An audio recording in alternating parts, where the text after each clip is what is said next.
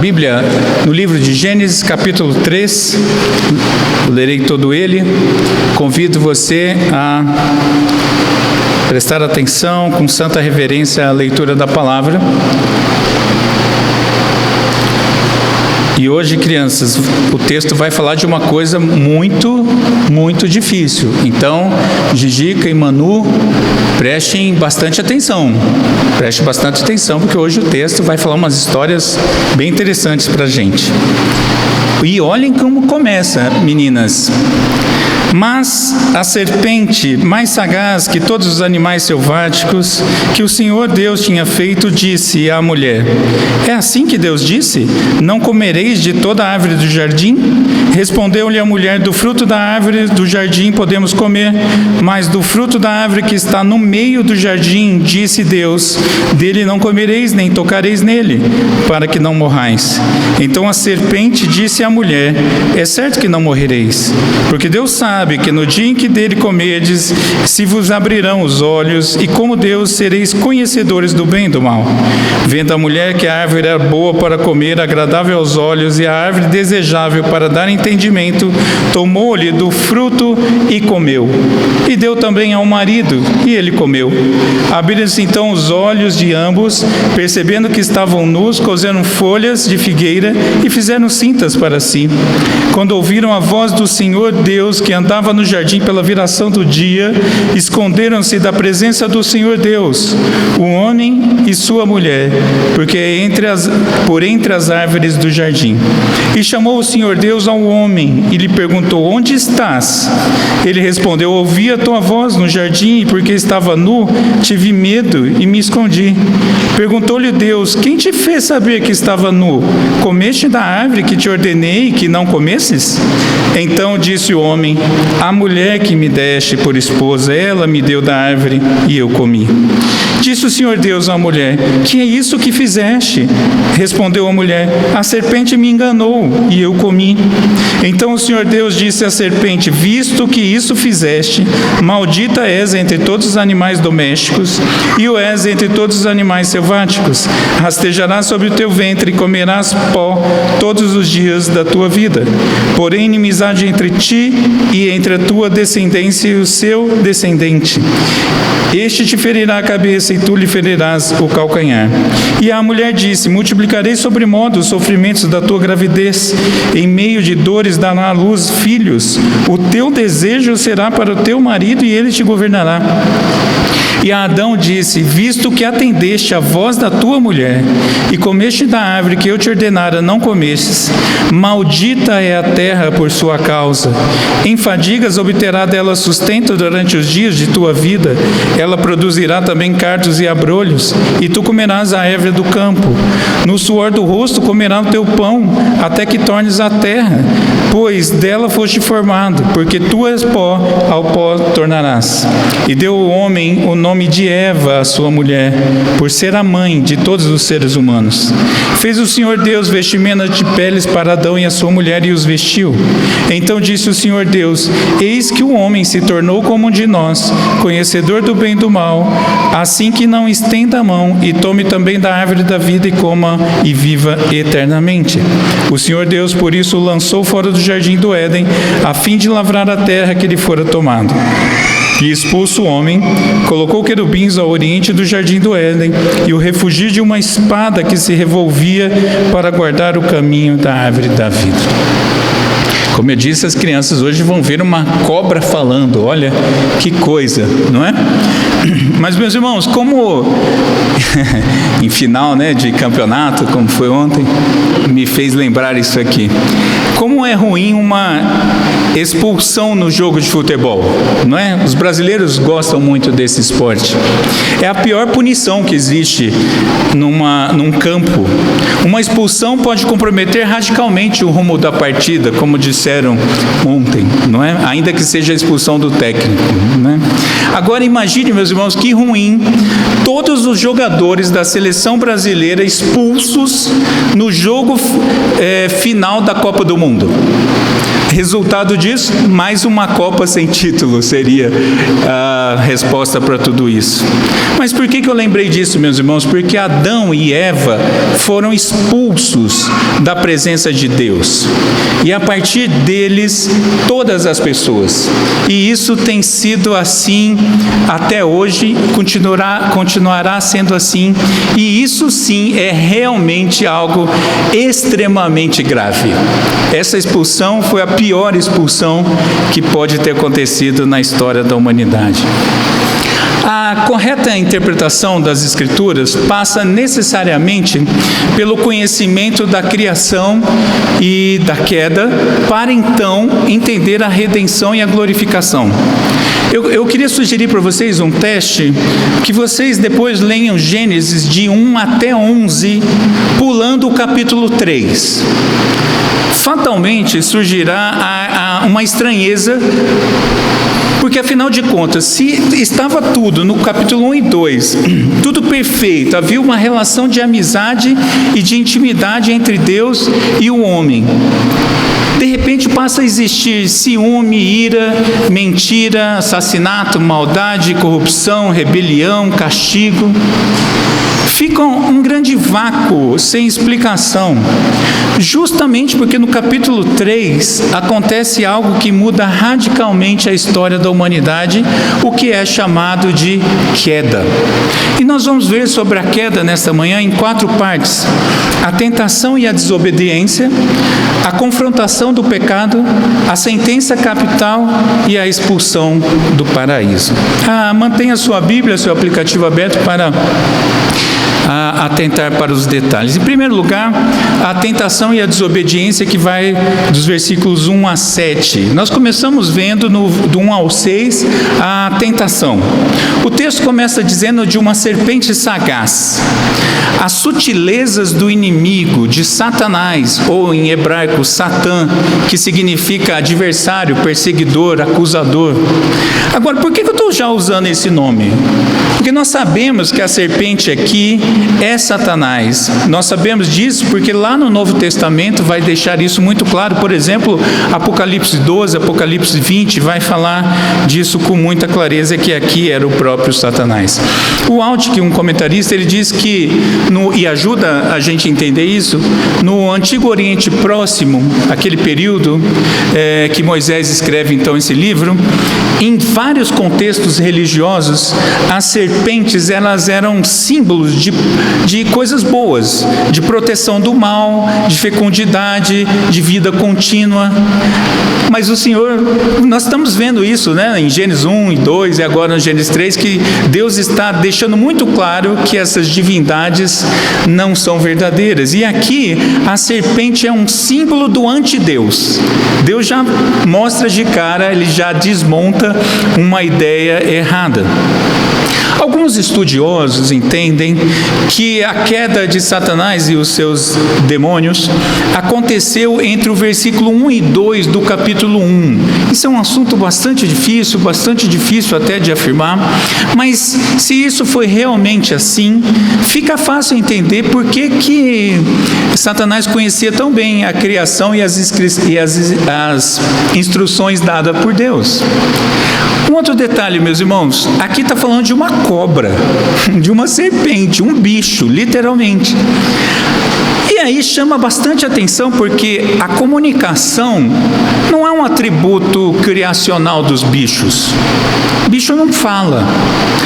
A serpente foi meramente boca do diabo, como disse Calvino. Satanás distorceu a realidade, a natureza, para chamar a atenção de Adão e Eva, e ainda se mostrou como conhecedor de teologia, ou conhecedor de Deus. Nós vamos ver isso mais detalhadamente. Mas por que Eva, meus irmãos? Por que começou com Eva e não com Adão?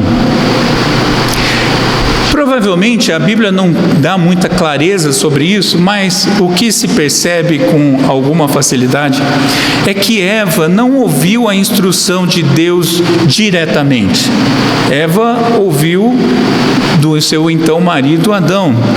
Talvez É difícil de afirmar, eu não concordo muito com essa ideia de que Adão teria errado no ensino, porque Eva fala de alguma forma a coisa certa, mas talvez ela ainda não tivesse uma sólida convicção da palavra de Deus. Mas o fato é que Satanás, que diz a Bíblia é astuto, é sagaz, começou com ela. E a mulher, então, diz o texto, ela foi tentada, ela não foi coagida.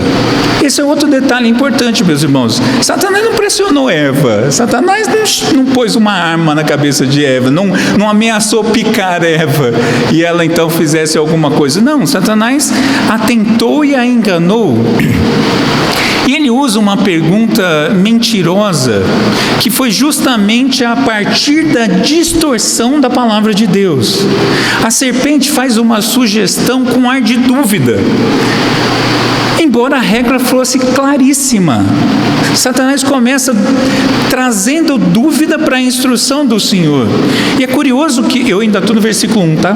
E é curioso que ele faz um exagero intencional. Ele diz assim, vejam, meus irmãos, não comerei de toda a árvore do jardim. Olha a hipérbole que ele faz aqui. E ele está querendo dizer que Deus é muito rígido. Criou homem e mulher, pôs naquele jardim maravilhoso e não pode comer nada? Percebe, meus irmãos, a sutileza? E aqui começa então a distorção da palavra de Deus. Um único versículo já causa um grande estrago, mas a mulher também segue já confusa e vai piorando a situação. A mulher, ao invés de rejeitar a própria pergunta distorcida, ela ainda piora, ela muda a palavra de Deus, porque agora ela acrescenta rigor onde Deus não havia estabelecido. Veja, ela quer responder certo, ela fala, não, é só de uma árvore, do resto a gente pode comer de tudo, mas dessa única árvore a gente não pode comer nem tocar no fruto. Tocar? De onde surgiu isso, Eva? Veja que agora ela já confusa, ela traz um rigor a mais que o próprio Senhor não tinha falado. E isso me lembra, meus irmãos, dois conceitos e apenas um paralelo. Que legalismo é justamente acrescentar o que Deus não disse. O contrário é o liberalismo, que é tirar ou minimizar o que Deus disse. E aqui, então, começa a confusão, já está se mostrando. Outra coisa curiosa, ela deveria ter chegado para Adão. A hora que ela viu uma coisa estranha, bicho falando, especialmente falando sobre Deus, a primeira coisa que ela deveria ter feito é, espera aí um pouquinho, vou chamar meu marido. Não se sabe se Eva estava realmente junto com Adão ou não. De um jeito ou de outro, o problema não muda. Ela não busca o auxílio do seu marido e não busca o próprio Deus. E aí a confusão já está plantada. E a confusão segue, versículo 4. A palavra agora da serpente está contra a palavra de Deus. A mentira de Satanás está contra a vontade de Deus. Deus tinha dito explicitamente, é certo que morrerás. Certamente morrerás. Meus irmãos, Satanás é hábil em distorcer a palavra de Deus. E a maior mentira é essa. Qual é? Pode pecar, não acontece nada. Vai lá, bobinha, pode fazer o que você quiser. E isso nós ouvimos até hoje, não é? O comentarista Kidner diz que a primeira doutrina negada é a doutrina do juízo de Deus. Deus disse, eu julgo, eu peso a mão se você fizer isso. E Satanás diz o quê? Pode comer, não acontece nada. Aí, meus irmãos, vem o final dessa tentação, um golpe fatal, que eu chamo isso de reinterpretação, ou um termo mais pós-moderno, né? Releitura da lei de Deus. Você já ouviu isso nos nossos dias? Gente falando, não, nós precisamos fazer uma releitura da palavra de Deus. Pois é, isso não é novidade, Satanás fez isso no Éden, não é? Qual é a proposta de Satanás? Pode comer, porque se vocês comerem, vocês serão iguais a Deus, você vai ser igual a Deus. Mas não é curioso, meus irmãos, que obviamente a mulher e o homem também já eram imagem e semelhança de Deus? Essa proposta não deveria causar nem mesmo curiosidade, mas parece que agora a semelhança já não bastava mais. Eles quiseram a igualdade. A sedução da serpente alcançou o coração da mulher, que trocou o amor pela inveja. Agora ela quer ser igual a Deus. Tipo, o que eu sou não basta. Eu quero ser igual a Deus. E Deus agora se torna um inimigo, um oponente que deve ser destronado. E veja, a tentação de Satanás, meus irmãos, é tão antiga, e essa mesmíssima tentação foi usada contra Cristo no deserto. Olha que curioso a similaridade dessa tentação. Em primeiro lugar, no versículo 5, três aspectos, exatamente como foi com Cristo. Em primeiro lugar, a tentação física. A serpente, a mulher agora achou que a árvore era boa para comer. Até então ela não estava muito dando bola para isso. A árvore era linda, a árvore era legal, era a árvore boa que o Senhor tinha dado. Aliás, muito boa, porque tudo que o Senhor tinha feito era muito bom. Mas agora ela olhou e teve vontade de comer, ela teve vontade de se satisfazer. Ela teve vontade de atender a sua autossatisfação por uma praticidade disponível ali. Mas ela também foi tentada pelos olhos. Diz o texto que ela achou agradável aos olhos. Agora ela também foi tentada pelo prazer, e a beleza estética foi distorcida, e agora ela foi confundida por isso, porque agora os seus olhos estão postos num lugar que não deveria, ou da forma que não deveria. E por último, a tentação do ego. Diz o texto que ela percebeu, agora ela tem a sensação, ela percebe que é desejável para ter entendimento. Agora ela quer isso, não é? Ou seja, ela quer poder, ela quer controlar a situação. Meus irmãos, eu estou falando Eva porque é a ordem do texto. Obviamente que tudo isso vai se replicar para Adão, embora sem todas essas palavras. Mas a tentação da busca pela satisfação pessoal sem a presença de Deus leva aonde leva. E aí a gente vai perceber a desobediência dela nos versículos 6 e 7. Depois que eles abandonaram a palavra de Deus, Deus dá a instrução claríssima, eles abandonam a palavra de Deus, mulher e homem dão ouvidos agora ao tentador, ao invés do Criador. Isso é apostasia, meus irmãos. Apostasia é justamente isso, é Deus falar e você não aceita. Deus fala claramente, não faça isso. Mas você, abusadinho, vai lá e faz. Imagina, isso aí não é bem assim, a palavra de Deus não é bem assim, está meio desatualizada, isso, aquilo, blá, blá, blá. Toda essa conversa que continua até hoje, não é? E eles então agora seguem fazendo o que quer fazer, e isso, meus irmãos, é agravado de tal modo, porque eles deram ouvidos, em princípio, a uma criatura, a um bicho. E mais, um bicho não tem imagem e semelhança de Deus. E ainda mais, criatura, qualquer que seja ela, devia estar debaixo do governo dela e dele. Então veja, ela se dobra diante da criatura para querer ser igual a Deus, ser igual ao Criador. Então diz o texto, duas palavras que resolvem ou apontam muito bem para o problema. Então, tomou e comeu. Dois verbos apenas, tomou e comeu. Um ato simples, meus irmãos, mas um resultado devastador. E pior, e deu ainda ao marido, e ele comeu. A parte de Adão é essa: tomou, só que ao invés de ela toma da árvore e come, ele toma das mãos dela e come. O homem, meus irmãos, o problema do homem aqui, que é pior do que de Eva, eu vou insistir nisso enquanto eu estiver no púlpito dessa igreja. O homem tem que saber ser homem à luz da palavra de Deus. E aqui ajuda muito bem a gente entender por que a gente não consegue. Porque Adão deu ouvido à mulher ao invés de ouvir a Deus. Veja, ele tinha um dever, não era uma questão de capacidade, ele tinha um dever de conduzir. Se ele estava aqui junto com ela, é pior ainda.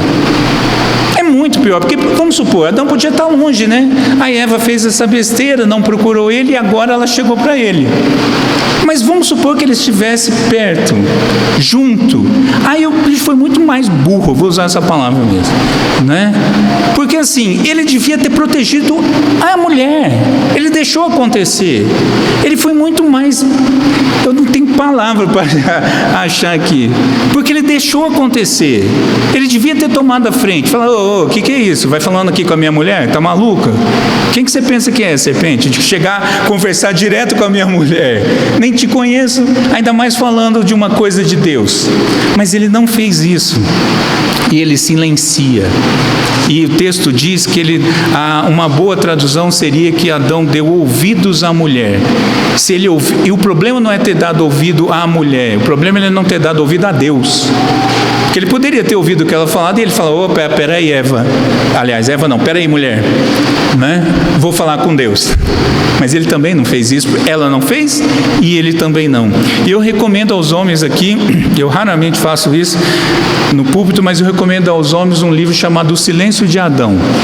Leiam esse livro, você vai entender a besteira que Adão fez e que replica para nós até hoje, como somos infelizmente silenciosos na hora errada. A gente silencia e isso tem trazido muitos danos à nossa vida e à das nossas esposas. Mas Satanás fez uma promessa, certo? Come que os seus olhos vão se abrir. E de fato, se abriu. Só que agora o sonho ilusório foi desfeito, os olhos se abriram e eles descobriram que não se tornaram igual a Deus. Pior, eles viram a extensão do estrago. Satanás, meus irmãos, promete muito, mas entrega pouco. E o que ele entrega é ruim. E veja, o fruto do pecado é vergonhoso. Eu estou no versículo 7. A percepção da nudez, ou seja, da fragilidade, da fraqueza, da humilhação, chegou com a morte, eles morreram. O Senhor tinha dito, certamente morrerás. Eles estão agora distante de Deus. Agora começa desconfiança, alienação, faz parte da vida da humanidade. As relações perfeitas e puras se tornaram agora imperfeitas e vergonhosas, porque o vínculo foi rompido. E sem Deus, meus irmãos, homem e mulher dão solução inadequada para os problemas. Veja o que eles fizeram: roupa de folhas, achando que folhinha, ainda que sejam folhas grandes, não é? Como é o caso, fosse impedir Deus de perceber uma mudança. E aí, meus irmãos, nesse primeiro ponto, então, a gente vê que o pecado foi resultado justamente do descontentamento e da fraqueza do homem e da mulher ao tentarem andar sozinhos. O pecador dá solução pecaminosa para o pecado. Não há solução boa que venha do homem caído sozinho. Eu lembrei, quando eu estava estudando, da lógica que tem tanto brasileiro que acha lindo, que é a lógica do jeitinho brasileiro, que é um câncer para a nossa sociedade. Porque o que é o jeitinho brasileiro? É você dar uma solução para um problema com erro.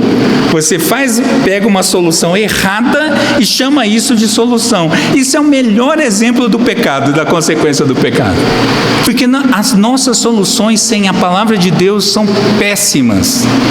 O comentário de Neves, ele nos lembra que mentiras, dúvidas, incertezas em relação à Bíblia levam à tentação e conduzem ao pecado. É sempre não conhecendo a Bíblia que a história começa. E se nós não temos firmeza e convicção bíblica, nós somos facilmente enganados por Satanás. Então fica uma dica, meus irmãos: conheça muito bem a Bíblia, priorize o estudo da Bíblia, não dependa cegamente dos outros para se alimentar da palavra. Na maior parte das tentações, das suas tentações, você estará sem ninguém, sem alguém por perto, sem alguém mais experiente por perto. Só que você vai estar diante do inimigo das nossas almas. Não brinque com isso, meus irmãos. Não brinquem em desconhecer a palavra de Deus. Mas, em segundo lugar, agora entra Deus na história e vem a confrontação. Versículo 8, a gente já percebe de cara que o jardineiro não abandona o jardim. O Criador não abandona a criação. Mesmo quando a coroa da criação, que é o homem e a mulher, o abandonaram. Mas Deus não abandona. E aí a voz de Deus gera medo e eles fogem. Deus, de alguma forma, os estudiosos não conseguem confirmar. Talvez há uma ideia de vento aqui, de um som que chegou até o ouvido deles. Mas o fato é que eles fogem, eles não suportam mais a presença de Deus e buscam se esconder de Deus. Mas eles fizeram isso porque eles estão condenados pelo próprio juízo. Deus não falou ainda com eles. Quem os condenou? Agora eles já percebem a besteira que fizeram. E o juízo, meus irmãos, do homem e da mulher sem Deus é sempre sem a graça e é sempre sem a misericórdia. Por isso que a solução que eles idealizaram é ruim de novo. Agora eles fizeram o quê? Eles fogem e se escondem. Percebe que nunca dá solução boa? Mas o justo juiz vai julgar e vai sentenciar, porque Deus não mente. Ele falou o que ia fazer e faz. Para isso, Deus os confronta de acordo com a ação e responsabilidade de cada um. E Deus usa a didática das perguntas para provocar a confissão. Deus não está perguntando para obter informação. Tipo, não sei o que aconteceu, vou perguntar primeiro, porque eu, como bom juiz, eu quero ouvir as partes. Não, Deus sabia de todas as coisas, é óbvio, não é? Mas isso é a didática de Deus. Deus pergunta para então trazer à consciência o erro do homem e da mulher. E aí Deus então confronta o homem. Veja, embora a mulher tenha sido a primeira a pecar, Deus cobra do homem primeiro. Ah, meus irmãos, a gente precisa aprender muito disso. Porque o homem é o representante, então, da humanidade, aquele que tinha mais responsabilidade.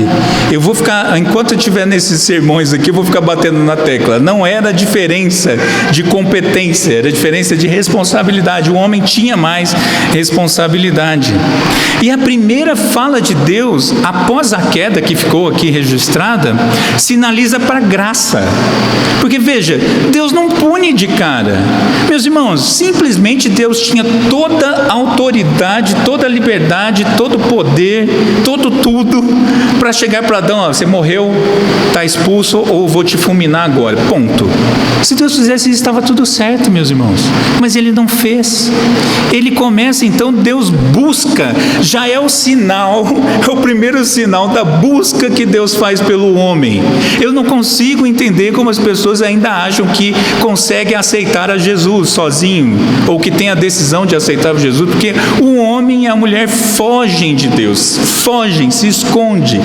Pela bondade de Deus, Deus busca. E aí Deus vai então atrás dele e pergunta para o homem, mesmo que ele fosse já pecador, a pergunta é: onde você está? E essa pergunta, meus irmãos, é a pergunta que guia o pecador para perto de Deus. Veja que fantástico isso. Deus buscando esse miserável pecador e pergunta: onde você está? E a resposta do homem é de lascar, porque a nossa resposta, a resposta caída, sempre esconde a causa e apresenta apenas os sintomas. Veja, curiosamente, a palavra que ouvir, que Adão usa, no hebraico ela também pode ser traduzida por obedeci.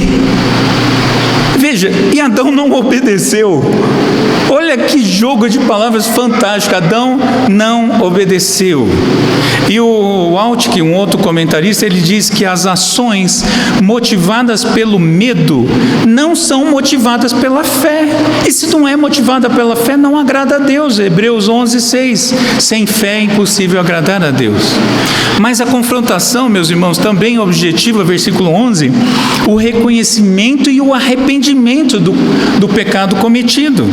Adão deve perceber que não foi nem o meio ambiente, nem o próximo, nem as instituições, porque nós estávamos ali num momento da humanidade e da criação perfeito.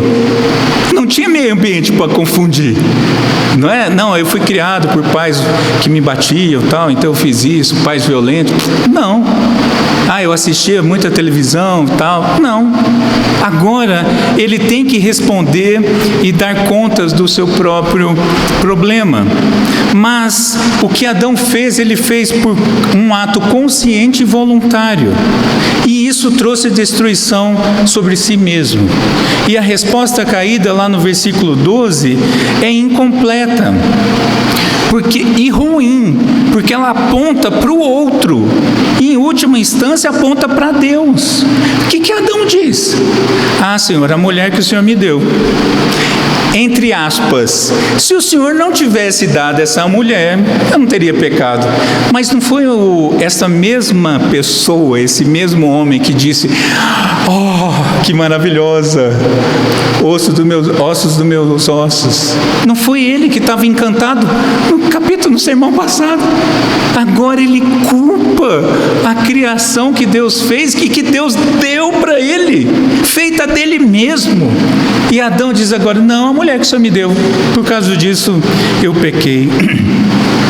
O homem se associou com Satanás, acusou a Deus e ainda está preocupado com o próprio ego. É demais, né? Mas aí vem a confrontação da mulher. Adão respondeu mais perguntas. Embora isso tenha acontecido, a mulher precisa responder.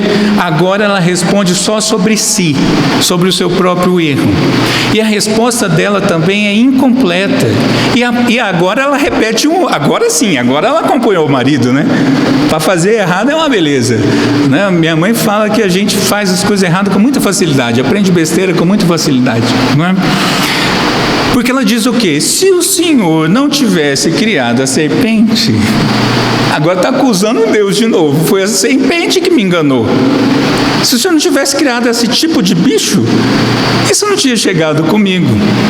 Percebe, meus irmãos, que por tudo isso, que ainda hoje o ser humano tem medo de Deus, foge, tenta se esconder dele, e pior, quando é flagrado, culpa sempre o outro, e que obviamente aponta para Deus. Essa é a condição da humanidade após a queda. Ou não é assim quando você vai confrontar alguém? Com tantos anos já de pastoreio, a gente vê isso com tanta clareza. Não, pastor, isso aí foi por causa disso. Aí disso vai chegar em Deus. Isso aqui foi porque a palavra é isso. Isso aqui foi porque a cultura aquilo. Isso aqui é porque meu marido. Isso aqui é porque a minha mulher. Isso aqui é porque meu filho. Isso é a queda, meus irmãos. Daí a gente vê a rejeição do Deus verdadeiro que é anunciado pelas Escrituras, especialmente o nome de Jesus, o Rei dos Reis. Por isso que as pessoas não gostam da palavra de Deus, por isso que as pessoas não gostam do cristianismo, porque a gente está apresentando esse Deus, o Deus que confronta, o Deus verdadeiro. E o ser humano continua tentando se esconder de Deus. Nós até hoje continuamos procurando uma moitinha, só que a gente faz isso por trás de palavras. Hoje a gente não vai literalmente para a moitinha, mas a gente usa tudo que é e qualquer tipo de palavra para se esconder de Deus. Mas Deus, fiel, que não volta atrás, inquiriu, montou ali o tribunal, inquiriu as partes, e agora ele vai dar a sentença. E a sentença, meus irmãos, leva o nome da nossa igreja, que não tem uma relação direta. É apenas um trocadilho, mas ele traz a sentença capital, a sentença de morte, versículos 14 a 19. Deus agora, soberano e justo, vai falar a sentença, e agora vai ficar pesado. E ele começa pela ordem inversa, ele começa com a serpente, versículos 14 e 15. Versículo 14, é fantástico isso, Deus não dá a palavra para Satanás. Pode perceber, Satanás não fala, não tem direito de se pronunciar no tribunal. E tem, até hoje, igrejas que entrevistam Satanás ou seus demônios. Eu não entendo isso. Se Deus não deu bola, não deu a menor chance para ele falar, por que tem gente que gosta de ouvir demônio e Satanás? Mas um parênteses apenas. Mas Satanás, então, agora calado, ouve o anúncio da sua sentença e ele é condenado. Você é maldito. Ele foi amaldiçoado. Há uma discussão aqui antiga, que se Deus está falando com a serpente bicho ou com Satanás. Será que a serpente antes pulava? Tinha pernas? Isso é uma discussão que não tem fim. Isso está igual Paulo falando a Timóteo. Isso é uma discussão que não vale a pena seguir muito tempo. Mas o fato é que Deus está falando com Satanás, é óbvio. Mas ao mesmo tempo, Deus está deixando, meus irmãos, Deus deixa exemplos para nós em toda a Escritura. Eu estava estudando, eu já não gosto mesmo desse tipo de bicho, né? Já não gosto mesmo, nem mesmo no zoológico eu fico distante mesmo com vidro. Eu já acho asqueroso, né? Mas talvez tenha gente que gosta. Mas o fato é que isso me ajudou a entender um pouco melhor. Toda vez que eu olhar agora para um bicho, serpente rastejando, né? Eu tenho que lembrar que Satanás agiu contra o homem com a mulher, e eu sou pecador por conta da ação do inimigo das nossas almas. É claro que não é a serpente que é maldosa, o bicho, porque Deus tinha dito que toda a criação era muito boa. Veja, não é isso, mas aquilo nos lembra agora quem Deus é e o pecado cometido pelos nossos pais Adão e Eva. Mas ainda no anúncio da sentença de Satanás, Deus já manifestou a graça para o homem e para a mulher. Dentro da condenação de Satanás está a nossa solução. Olha o versículo 15, meus irmãos, o anúncio então agora dessa condenação do diabo, aparece a graça de Deus para o homem e para a mulher, antes mesmo do anúncio da sentença para o homem e para a mulher. Versículo 15 é chamado na teologia de proto-evangelho. É o primeiro anúncio das obras da salvação. O evangelho está aqui, meus irmãos. Você gosta de ler João 3,16? Eu também. Mas Gênesis 3,15 é a mesma coisa, só que dito com menos palavras e menos conhecimento, porque é a sementinha do evangelho aqui. Deus condena o inimigo, mas ele fala da salvação pela semente da mulher. Deus, por meio da semente da mulher, que vai continuar seguindo, gerando filhos, por meio dessa sequência chegará o filho da mulher. Deus vai resgatar o homem. Aqui está a promessa de salvação, ainda dentro do Éden. Mas aí continua, né, meus irmãos? O tribunal não foi encerrado ainda não. Versículos 16 a 19, Deus vai falar para a humanidade agora. E ele começa com a mulher, versículo 16, apenas um versículo para a mulher. Eu estou insistindo nisso, meus irmãos. Se você, homem, não estiver entendendo que o peso é sobre você, você tem que conversar comigo depois. Porque Deus fala um versículo apenas para a mulher. E ele diz o que para ela? Qual a sentença da mulher? Dor e servidão, justamente sobre aquilo que era exclusivo dela. O auxílio ao marido e gerar filhos foi comprometido. Seus papéis de esposa e de mãe foram comprometidos por causa de Eva. Então hoje, minhas irmãs, lembre-se disso, toda a dificuldade está por conta de Eva, né? É óbvio, você também continua repetindo esses mesmos erros. Mas Deus então agora trouxe trouxe sofrimento sobre a gravidez e sobre o parto. Filhos são bênçãos. Eu ouço pessoas por aí, não dentro da igreja, dizendo, ou espero, eu nunca ouvi dentro da igreja, gente dizendo, não, eu não quero filho não, porque esse processo é muito ruim. É verdade, o processo ficou ruim mesmo, mas filhos são bênçãos, só que o processo ficou difícil. E Deus também pesou com a subordinação ao governo do marido. O texto aqui dá a ideia que a mulher teve um desejo desordenado pelo governo sobre o marido. É isso que ela quis quando ela inicia. Então ela foi punida agora pelo governo sobre si. Ela quis governar o marido, então agora você vai ser governada. Não existia essa ideia antes, meus irmãos. O que antes era uma sujeição, uma submissão liberal, intencional, por vontade própria e amorosa, agora a relação ficou uma relação de governo. O que antes era direção, o homem ia direcionar a família, agora o homem vai governar. A relação ficou embrutecida.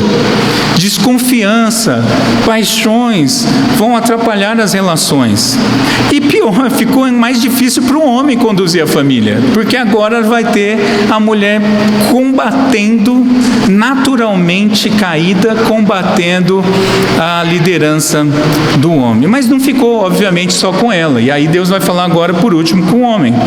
E ele fala 3 versículos para o homem. A sentença para o homem, meus irmãos, foi grave, porque veja, o silêncio de Adão e a irresponsabilidade de Adão custaram a maldição sobre a terra, sobre toda a criação, e trouxe peso para a condução da vida. O homem que deveria conduzir a mulher foi conduzido por ela. E ele era o representante da humanidade. Agora a natureza foi amaldiçoada e o homem condenado. Cito de novo o Kidner, que ele diz assim: por pura misericórdia de Deus, a maldição caiu sobre os domínios do homem e não sobre o homem propriamente dito. Porque, veja, meus irmãos, foi porque Adão atendeu, porque Adão deu ouvidos à mulher, que o pecado entrou para toda a criação, Romanos 8.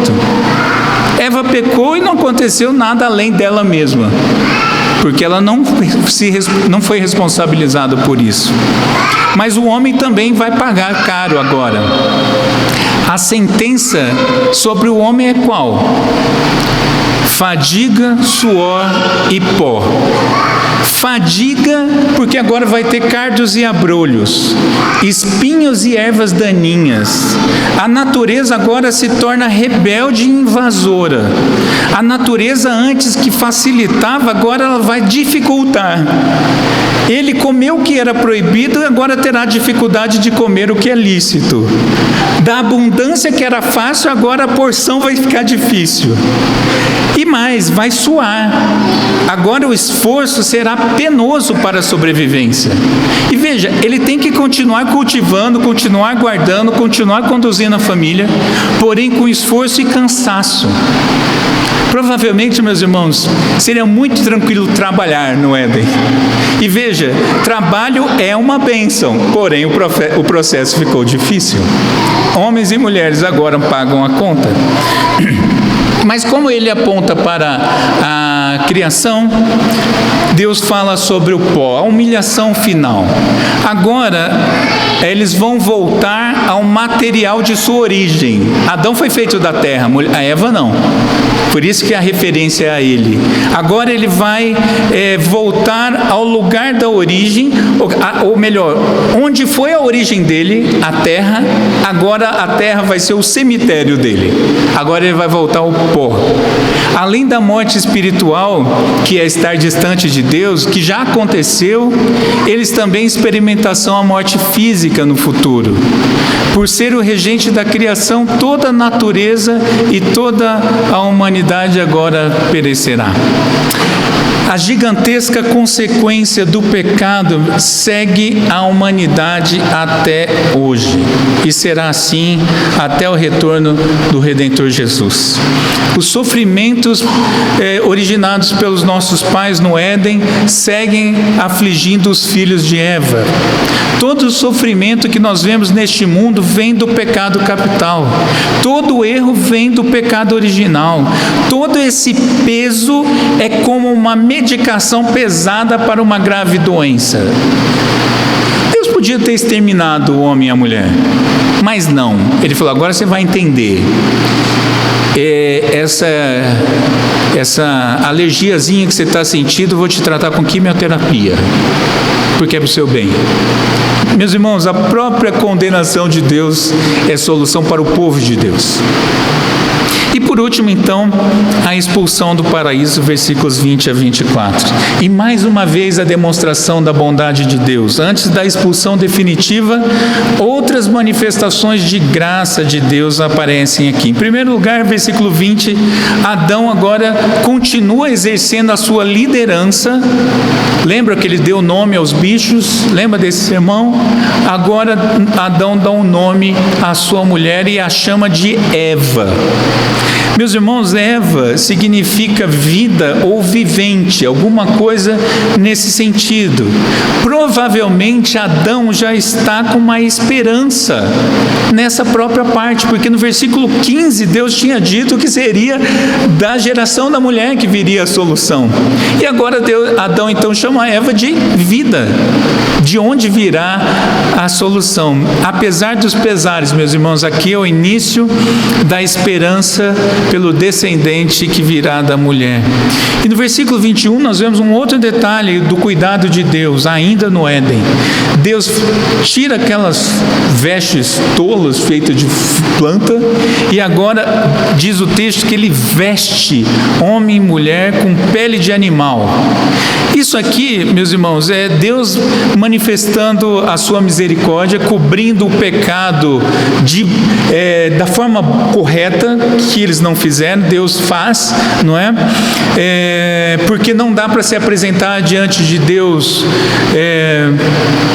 de maneira imprópria. E eu não estou falando aqui que é a nudez literal, a nudez é a demonstração do pecado agora, ficou representando com isso. Então não adianta vir com folhinha, Deus cobre ele, Adão e Eva, com pele de animal. Porém, isso aqui já aponta para a expiação sacrificial, porque dentro do Éden teve morte e derramamento de sangue. A solução, meus irmãos, a expiação futura vai precisar ser sacrificial. Cristo já está sendo de alguma forma revelado aqui. Vai precisar morrer, vai precisar derramar sangue para vocês poderem estar na minha presença. Deus, diz o texto, os vestiu. Deus é que faz, mais uma vez, Deus busca o homem, Deus sustenta o homem, Deus busca e Deus protege os seus filhos. E aí, o derradeiro sentença, né?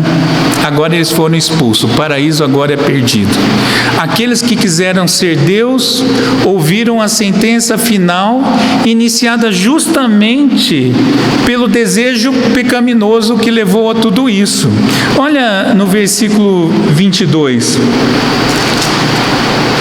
Então disse o Senhor Deus: eis que o homem se tornou como um de nós, conhecedor do bem e do mal. Não era isso que eles queriam? Agora eles estão ouvindo. Vê como Deus fechou todos os detalhes? Vocês queriam ir, e eles ouvindo, né?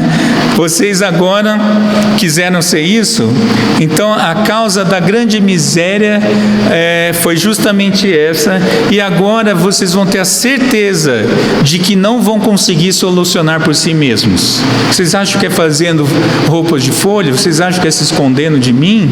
A desobediência de Deus resulta finalmente da perda da plena comunhão com eles. Agora há um distanciamento que é impossível de ser solucionado pelas mãos humanas pecadoras. Perdemos a maior dádiva, que era viver na presença do Pai. E pior, Deus fecha as portas mesmo. A justiça e a ira dele impedem o retorno da humanidade para ele. Os anjos agora estão ali com a sua espada, não passa nada.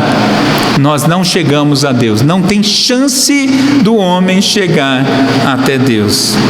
Calvino cita Bernardo, eu creio que é São Bernardo de Claraval, acredito que seja ele. E Bernardo disse assim: ao lermos que uma questão tão terrível aconteceu no paraíso, que será de nós na pocilga? Se isso aconteceu no Éden mesmo, como será a nossa vida agora caída? É fato que a exclusão absoluta da humanidade caída da presença de Deus é a pior coisa que existe. Ou seja, o homem não pode salvar a si mesmo. Porém, eu fiquei pensando e é por isso que eu gosto tanto de ver crianças na nossa igreja. Porque enquanto estiver nascendo bebê, Deus segue demonstrando os seus propósitos ainda neste mundo caído. É verdade que o Redentor já veio, não é? Mas é o sinal que Deus ainda está cuidando do seu povo e ainda não voltou, não é? Termino então, meus irmãos, com o seguinte pensamento: olhando com uma falta de cuidado, se a gente olhar desatenciosamente para Gênesis 3, a gente vai pensar que é só uma notícia. Se a gente lê sem estar atento, a gente vai achar que isso é uma desgraceira só, e realmente foi muito ruim. Mas um comentarista chamado Ross, ele diz que os efeitos do pecado são a punição e a provisão. Considerando que o homem e a mulher tinham vida, eles agora tiveram a morte. Prazer, dor, abundância, dificuldade na subsistência, comunhão perfeita, alienação e conflito. Esse foi a consequência da expulsão. E todos os seres humanos foram expulsos da presença de Deus. E se parasse aqui, seria uma tristeza geral. Eu acho que você ia almoçar bem incomodado, eu espero, pelo menos, né? Mas não acaba aqui, graças a Deus por isso, não é? Porque para os que são salvos por Cristo, a história vai mudar. E eu abordo apenas 5 pontos para a nossa reflexão durante a semana. O anúncio da salvação, meus irmãos, continua necessário, porque a humanidade continua nascendo em rebelião contra Deus e sem comunhão com Ele. Continua excluído e distante da presença de Deus. E pior, sem condição de voltar para Deus. Porém, embora o primeiro Adão tenha trazido dano a toda a humanidade, o segundo Adão, Jesus, veio e se tornou o único caminho de volta à casa do Pai. Já era anunciado assim. A solução definitiva, meus irmãos, para nós, precisou passar pelo derramamento de sangue. O sangue do Cordeiro que tira os pecados do mundo, Jesus Cristo. E é por isso que existe um evangelismo equivocado por aí. As pessoas vão evangelizar, e evangelizar a gente deve fazer mesmo, mas as pessoas chegam e dizem simplesmente assim: Jesus te ama. Se você não contar o problema, você não está ajudando ninguém. Porque a didática de Deus é assim. Você precisa confrontar a pessoa, mostrar para ela qual é a condição pessoal dela sem Cristo. É a mesma lógica. Onde você estava? O que você fez? Quem te disse que você estava nu? Você comeu do que lhe era proibido? Veja, o Senhor usou palavras, perguntas, para trazer a pessoa à sua consciência, óbvio, pela ação do Espírito Santo, usando a sua palavra. E Jesus fez isso também. Jesus contava parábolas, Jesus instigava, Jesus perguntava: ah, você já fez tudo, jovem? Já? Ah, não, Senhor, eu fiz tudo, eu cumpro tudo a lei. Então tá, vende tudo que você tem. O Senhor leva ao pensamento, porque esse é o processo que nós temos que fazer. Em segundo lugar, o Senhor continua sustentando o seu povo na caminhada. O Senhor continua nos vestindo. Graças a Deus por isso. Veja, quando na Santa Ceia, o apóstolo Paulo nos instrui a examinarmos a nós mesmos. E aí ele faz o quê? O que Eva e Adão fizeram? Tomou e comeu. O que o Senhor nos lembra? Não é que a Santa Ceia nos salva, mas o que o Senhor nos lembra? Tomai e comei, tomai e bebei. Ele está apontando, meus irmãos, para nós lembrarmos quem nós éramos, não é? E assim nós devemos nos alimentar da palavra, seja ouvindo a palavra de Deus, a exposição dela no culto público, lendo, meditando, degustando, participando dos sacramentos. Nós continuamos devendo nos despir das velhas roupas ruins, das roupas feitas de planta. Nós devemos nos despir do velho homem, nos vestir do novo homem, que é só o Senhor que faz. Em terceiro lugar, meus irmãos, nós podemos vencer as tentações. Adão e Eva podiam também. Nós podemos também, justamente nos valendo da pura palavra de Deus. Cristo, o Verbo encarnado, nos sustenta, nos instrui com a sua palavra, nos habita com seu Espírito, não nos deixa cair numa tentação que não seja possível de nos livrarmos dela. A dúvida e a distorção da palavra de Deus, meus irmãos, são a porta para o pecado. Por isso você precisa da palavra de Deus. Eu fui confrontado disso no meu primeiro semestre do seminário, né? Trouxe muito incômodo, mas foi a melhor coisa que eu ouvi. Como tem crente, foi o que eu ouvi, que não leu a Bíblia inteira. Eu falei, ups, ainda mais eu que estava indo para o seminário. É verdade, meus irmãos, nós precisamos ler a palavra de Deus. Em quarto lugar e penúltimo, a redenção, e aqui é muito importante para os casais, para os que vão se casar, a redenção para as relações conjugais. O casamento é o núcleo primário da relação social na sociedade. Nós vimos que agora ficou ruim, é ou não é? Os casados sabem isso na prática, não precisava ficar falando tanto, não é? Mas como nos livrarmos das consequências da queda?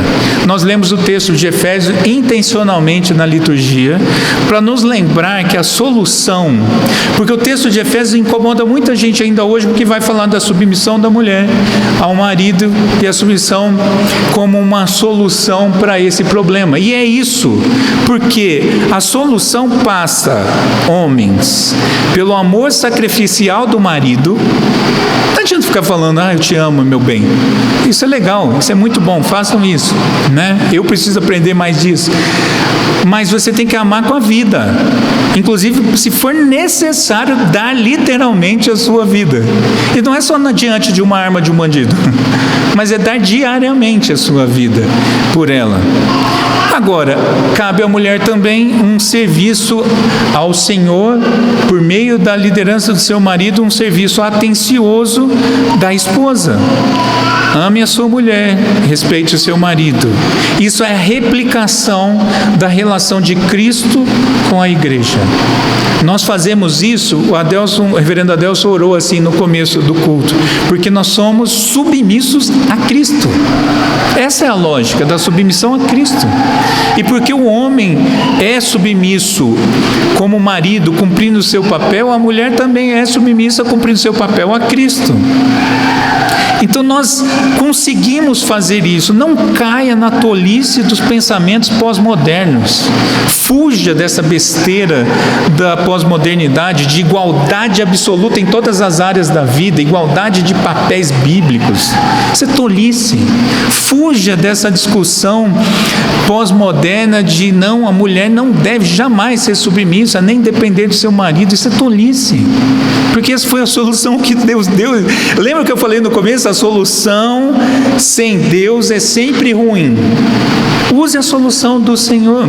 Agora, é óbvio, mais uma vez eu falo aos homens, que mulher que quer um marido que não é um homem crente?